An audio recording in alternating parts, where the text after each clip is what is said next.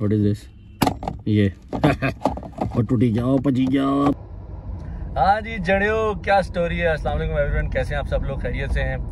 आज इस गाड़ी का मैं रिव्यू आपके लिए लेकर आया हूँ। वो गाड़ी जब शुरू में पाकिस्तान में आई थी तो लोगों ने इसका इतना ख्याल नहीं किया और वो इतनी पसंद भी इनको आई थी, क्योंकि वो गाड़ी बड़ी हाई टेक थी और बड़ी एफिशिएंट गाड़ी थी।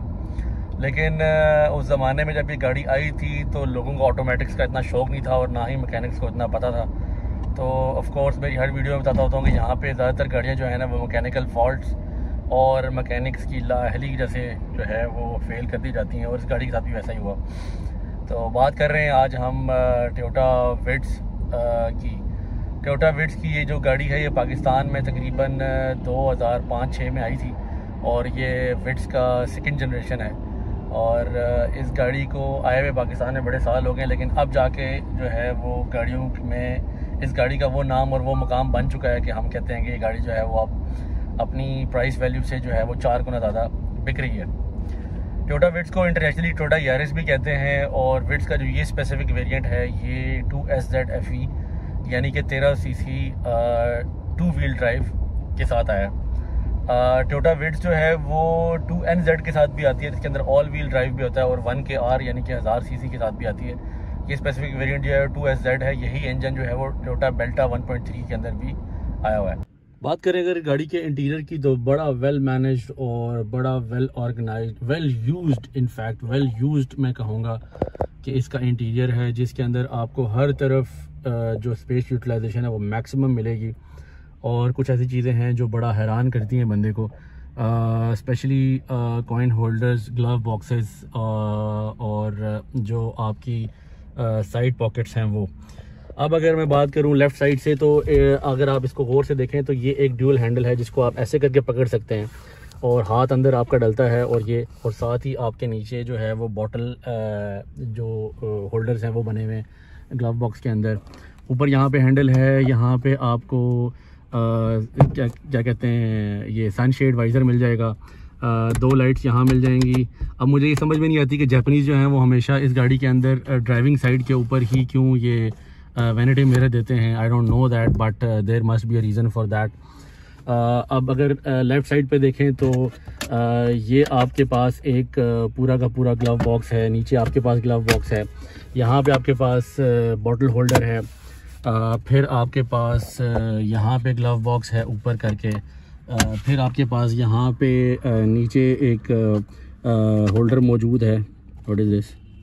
ये और टूटी जाओ पची जाओ मोनियो बच्चों।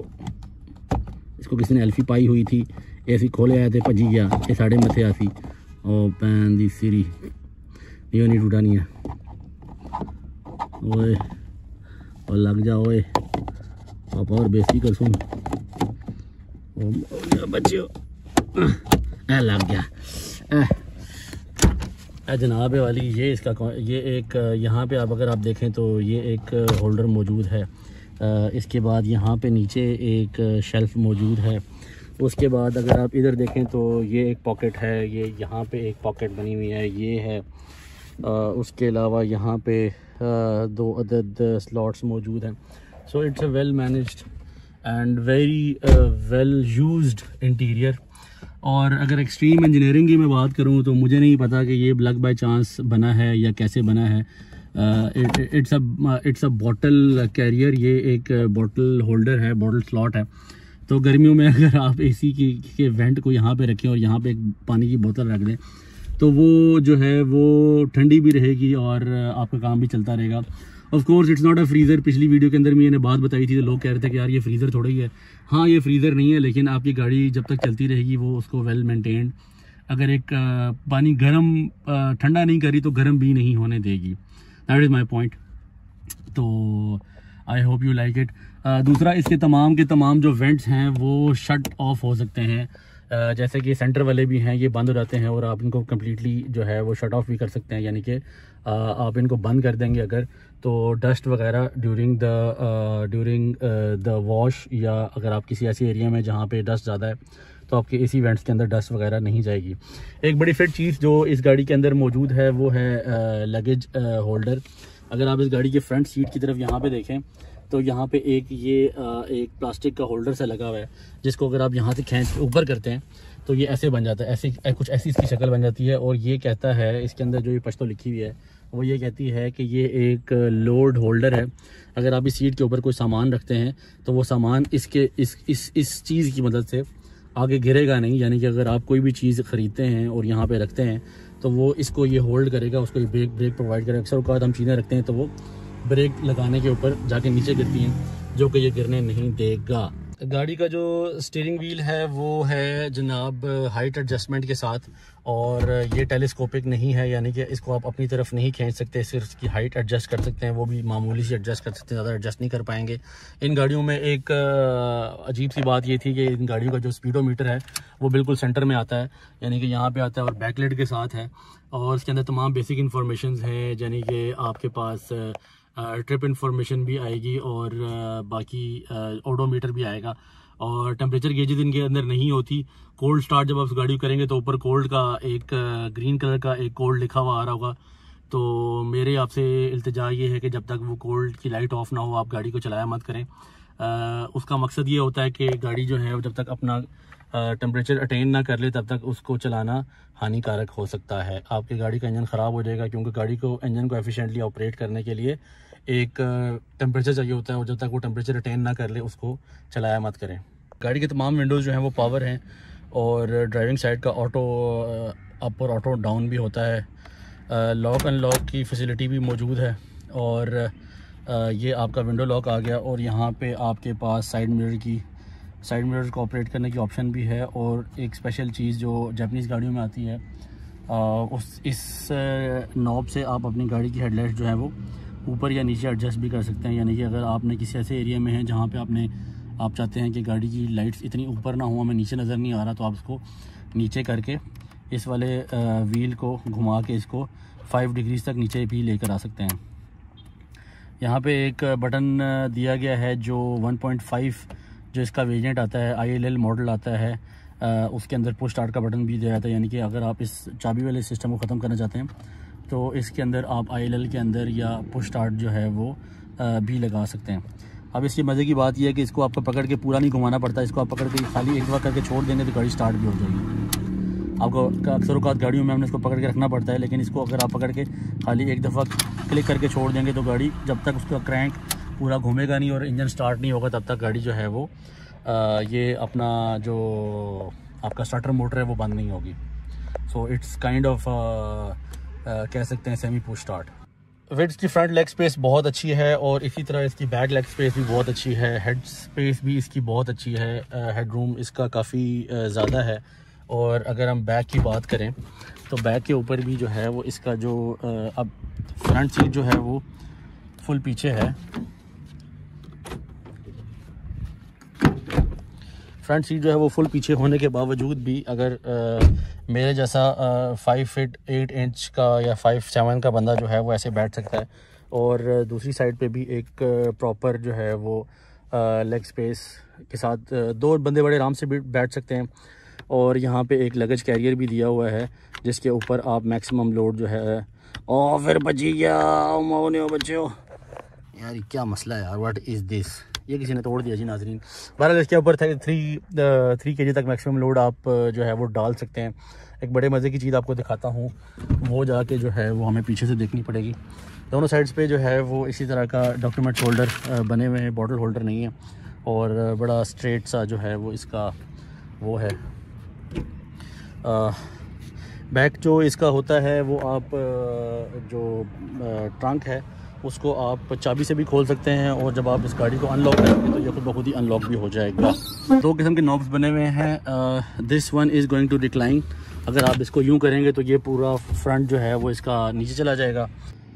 सेकंड वाले को अगर आप यूं पुश करेंगे और अपनी तरफ इसको खींचेंगे तो ये आपकी सीट एक तो पीछे भी हो जाएगी, यानी कि लंबी भी हो सकती है। इसको आप आगे की तरफ भी कर सकते हैं और सीधा भी कर सकते हैं। थोड़ी रिक्लाइनिंग आपको पीछे प्रोवाइड करती है which gives a feel of a luxury. इसी तरह अगर आपका ये वाला जो नॉब है इसको अगर आप अपनी तरफ खींचेंगे और इस सीट को पीछे की तरफ करेंगे तो ये पीछे भी हो जाएगी। मतलब आप इस गाड़ी की सीट को आगे पीछे थोड़ा सा और recline as compare to that seat आगे भी कर सकते हैं, पीछे भी कर सकते हैं, और फ्रंट सीट्स की तरह इसको ऐसे मज़ीद आगे या मज़ीद पीछे भी कर सकते हैं। यानी कि अगर आपके पास पीछे ज़्यादा लगेज है तो इस वाले नॉब को करके खींच के पुल करके तो इसको आगे की तरफ करेंगे तो ये सीट आगे चल जाएगी, और लाइक वाइज ये वाली सीट भी आगे की तरफ चल जाएगी, तो आपको पास अच्छा बड़ा बेड जो है वो बन जाएगा। इन्हें को ये बोनट सिर्फ टोटल इतना सा है, यानी कि अगर आप इसको देखें तो ये मेरे हाथ के मुताबिक सेंटर से एक और पूरे 2 जो है ना वो बालिश या हाथ या जिसको आप अपनी ज़ुबान में गेट कहते हैं उतना भी नहीं है, लेकिन इसके अंदर सब कुछ समाया हुआ है। One of the best thing जो मुझे इस गाड़ी की बड़ी पसंद है वो अगेन जब ये कहता हूँ कि एक्सट्रीम इंजीनियरिंग है, तो एक्सट्रीम इंजीनियरिंग का जो फार्मूला है ना वो इन्हें ऐसे लगाया है कि ये 1300 सीसी इंजन है, और इसकी जो टोटल विड्थ है वो तकरीबन आई थिंक कोई 1.5 फुट तक का ये इंजन बे होगा, जिसके अंदर 1000 सीसी, 1300 सीसी और 1500 सीसी तीनों इंजन आते हैं। और ये तीनों के तीनों इंजन बड़े एफिशिएंटली इस गाड़ी के अंदर, इस मॉडल के अंदर और बेल्टा के अंदर भी मौजूद हैं, और बड़े एफिशिएंटली वो इसके अंदर काम करते हैं। यानी कि हमारी जो गाड़ियाँ लोकल मैन्युफैक्चर्ड होती हैं पाकिस्तानी गाड़ियाँ, उनके जो फ्रंट फेस होते हैं या जो हुड होता है वो इतना लंबा होता है कि उसके अंदर इस जैसे 2 इंजन हम रख सकते हैं। लेकिन for this engineering system I must appreciate कि इस छोटी सी गाड़ी के अंदर इतने बड़े बड़े कमालात जो है ना उन्होंने करके दिखाए हैं, और ये जो है ना जापानीज़ मार्केट इस मामले में बहुत ज़्यादा वेल इंजीनियर्ड काम करती है। इंटीरियर के अंदर यहाँ पे जो आईएल मॉडल्स आते हैं 1.5 वेरिएंट है, तो उसके अंदर क्लाइमेट कंट्रोल भी आता है और पुश स्टार्ट भी आता है, जैसा कि मैंने आपको बताया है। इसका जो ये सिस्टम है स्पीकर का और वो बड़ा बेहतरीन है और बड़ा वेल रिस्पॉन्सिव है, मतलब बड़ी तेज़ी से ऑन होता है और बड़ी तेज़ी से ऑन होता है, अनलाइक पाकिस्तानी सिस्टम्स जो कि बहुत टाइम लगाते हैं ऑन ऑफ होने में। पाकिस्तानी चीज़ों की मैं बुराई नहीं कर रहा हूँ, लेकिन मैं ये बताना चाहता हूँ कि we must learn from them. इतने साल हो गए हैं गाड़ी आपके पास मौजूद है और आपने इसकी इंजीनियरिंग से कुछ नहीं सीखा, तो सर मेहरबानी करें, बहुत शुक्रिया, thank you very much. Well engineered और अच्छी सोच या अच्छी चीज़ की जो निशानी होती है वो ये होती है, जिसकी एग्जांपल मैं आपको देने जा रहा हूँ। फॉर एग्ज़ाम्पल ये आपकी गाड़ी का जो सिस्टम है ये लॉक है, यानी कि अगर आपकी गाड़ी जो है वो लॉक है, आपका सिस्टम ऑफ है, आप इस गाड़ी को नहीं खोल सकते। जैसे आप यहाँ पे भी देख सकते हैं ये लॉक है, तो अगर मैं इसको यहाँ से खोलूँगा तो ये दरवाज़ा नहीं खुलेगा क्योंकि ये लॉक है, ठीक है। लेकिन if you talk about the driving side और जस्ट फॉर द सेम मैं ये कहता हूँ कि मैं गाड़ी चला रहा हूँ, मैंने सिस्टम लॉक किया हुआ है, ठीक है, और मुझे दरवाज़ा एमरजेंसी में खोलना पड़ जाता है, तो जो ही मैं इस दरवाजे के ड्राइविंग साइड के दरवाजे की डोर नॉब को क्लिक करूँगा, जब इसको मैं खोलूँगा ये ऑटोमेटिकली अनलॉक हो जाएगी और मुझे दरवाज़ा खोलने की इजाज़त मिल जाएगी, ना कि पहले मैं इसको लॉक पोजीशन से अनलॉक पोजीशन पे करूं और फिर इसको मैं खोलूं। अगेन मैं आपको बताता हूं कि ये लॉक पोजीशन पे है, जो ही मैं इसको खोलूंगा तो मेरे खोलने से पहले इस रॉड के ऊपर पूरा का पूरा वजन ना आए, पूरा का पूरा जोर ना लगे, तो सिस्टम क्या करता है कि सिस्टम पहले ही इसको अनलॉक कर देता है ताकि मैं इसको खींचता ना रहूं और मैं इसको बार बार कोशिश कर करके खोलता ना रहूं। लॉक किया, इसको खोलेंगे तो पहले ही अनलॉक कर देगा। लेकिन ये सब दरवाज़ों के साथ नहीं होता, ये किसी भी बैक डोर या फ्रंट डोर के दरवाजे के साथ, सिर्फ ड्राइविंग साइड का होता था, and it's a good thing which I appreciate. इसी तरह एक बेहतरीन बात कि अगर मैंने गाड़ी स्टार्ट की है, ये गाड़ी स्टार्ट की या मैंने इसका इग्निशन ऑन किया और मैंने ऑफ़ किया और मैं ये शीशा समहाउ जो है नीचे करना या ऊपर करना भूल गया, तो मुझे दोबारा गाड़ी का जो पावर है वो ऑन नहीं करना। मैं कुछ सेकंड्स तक मेरे पास ये ड्राइवर को ये दिया जाता है टाइम कि वो अपनी मर्ज़ी से अगर शीशा नीचे करना भूल गया है या ऊपर करना चाहता है एट टाइम, तो वो उसको ऊपर नीचे आराम से कर सकता है, रादर देन कि आप इस गाड़ी के सिस्टम को दोबारा ऑन करें और ऑफ़ करें। लेकिन ये कुछ सेकंड्स तक ही होगा, इसका आपने ख्याल रखना है। ये सिर्फ पावर जो विंडोज़ हैं जो साइड वाली हैं और ड्राइविंग साइड की है जो, उसके लिए ये फैसिलिटी अवेलेबल है, which is again a good thing. एक चीज़ मैं आपको बताता चलूँ कि हमें लगता है कि जापानीज़ जो हैं या जो इंटरनेशनल गाड़ियाँ होती हैं वो हमेशा एयर बैग्स और ABS ब्रेक्स देती होती हैं। अगर आप इस गाड़ी के स्पेसिफिक वेरिएंट को देखें तो इसके अंदर जो है वो ABS नहीं है, इलेक्ट्रॉनिक सर्वो लगी हुई है, ये जिसको आप सर्वो बोलते हैं, सर्वा जिसको हम आम ज़ुबान में बोलते हैं, और ये ब्रेक ऑयल है उसका। सो इस गाड़ी के अंदर जो है वो ABS नहीं है। ABS और एयर बैग्स की ऑप्शन जो होती हैं ना, वो दुनिया में हर जगह पे है, वो ऑप्शनल होती हैं। इस मामले में हम अपनी गाड़ियों को बड़ा मलामत करते हैं, ऑल्दो वो इस मार्केट के सेगमेंट में बड़ी लेट आई हैं। ABS और एयर बैग्स हर गाड़ी के अंदर नहीं देते, लेकिन मैं आपको बताता चलूँ कि हर जो मार्केट है, हर मुल्क की जो मार्केट है और मुख्तलिफ वेरिएंट्स हैं, उनके अंदर ये ऑप्शंस ऑप्शनल होती हैं। हर गाड़ी के अंदर हर चीज़ नहीं मौजूद होती। वी हैव टू पे फॉर इट। अगर आप पे करते हैं, फुल ऑप्शन वेरिएंट लेते हैं, तभी वो चीज़ें आपको इसके अंदर मिलेंगी। अच्छा, अक्सर औक़ात लोगों का ये सवाल होता है कि 1KR जो है वो बेहतर क्यों नहीं है और 2SZ या 2NZ जो है वो बेहतर क्यों है। देखें, जितने भी बड़े इंजन होते हैं वो अच्छी टॉर्क और अच्छी पावर के साथ आते हैं, और जो बड़ा इंजन होता है वो इनिशियली आपकी ज़्यादा पावर लेता है चलने में, लेकिन विद टाइम जब वो एक मोमेंटम ग्रैब कर लेता है, जब मोमेंटम में चलने लग जाता है, या आप लॉन्ग पे जब आप गाड़ी चला रहे होते हैं, तो उसको भगाने के लिए या उसको रन करने के लिए स्मूथली इतना फ्यूल ज़रूरत नहीं होता। और वो गाड़ी जो है वो एफिशिएंटली इसलिए चल रही होती है क्योंकि उसको इतनी पावर नहीं चाहिए होती फ्यूल वाइज, तो वो मिनिमम फ्यूल के ऊपर जो है वो अपना मोमेंटम जो है वो बरकरार रखती है और उस एक्सेलरेशन के ऊपर वो चलती जाती है, और उस लिहाज से वो अपना जो फ्यूल बैलेंस है वो इस तरह से ले जाती है कि आपका कम से कम जो है वो फ्यूल उसके अंदर खर्च होता है, और गाड़ी जो है वो लेस फ्यूल के ऊपर अच्छी एफिशिएंसी देती है। अगर आप उसके निस्बत देखेंगे छोटा इंजन, तो छोटा इंजन हमेशा हाई RPM के ऊपर ज़्यादा ज़ोर लगाएगा, ज़्यादा शोर भी मचाएगा, और उसके लिहाज से फिर वो आपका जो ज़्यादा उसको फ्यूल कंजप्शन की ज़रूरत होगी। छोटा इंजन जो है वो उस पॉइंट पे जाके आपका फ्यूल एफिशिएंसी जो है वो ख़राब करता है, क्योंकि जब उसके RPM बढ़ते हैं तो वो उसका फ्यूल जो है इंजेक्टर से ज़्यादा आ रहा होता है, और वो वहाँ पे उस पॉइंट पे जाके उसके फ्यूल की जो कंजम्पशन है वो काफ़ी बढ़ जाती है। 2SZ जो है वो आपको बहुत अच्छी फ्यूल एफिशिएंसी देगा एज़ कम्पेयर टू 1KR। अगर आप इसको लोकल पे चलाते हैं तो ये 12 से 14, और लॉन्ग पे इसकी एवरेज बहुत अच्छी होती है, 16 से 18 तक जाता है ये किलोमीटर पर लीटर। और अगर आपको इसके साथ AC पे चलाएंगे तो 1-आधा किलोमीटर का फ़र्क आता है, क्योंकि इंजन पावरफुल है, गाड़ी छोटी है, और उसको ड्रैग करने के लिए इंजन को इतना ज़ोर नहीं लगाना पड़ता एज़ कम्पेयर टू 1KR, जो कि हाई स्पीड के ऊपर बहुत ज़्यादा शोर करता है। और ये टोयोटास के अंदर थोड़ा सा प्रॉब्लम आती है कि जब गाड़ी थोड़ी सी पुरानी हो जाती है तो इसकी जो बेरिंग हैं वो आवाज़ कर देते हैं, स्पेशली जापानीज़ गाड़ियों के, क्योंकि ये आती हैं पाकिस्तान में जब, तो ये पोर्ट्स पे भी खड़ी रहती हैं, और वहाँ पे जो उनकी बेरिंग्स हैं वो थोड़ा जंग पकड़ लेते हैं।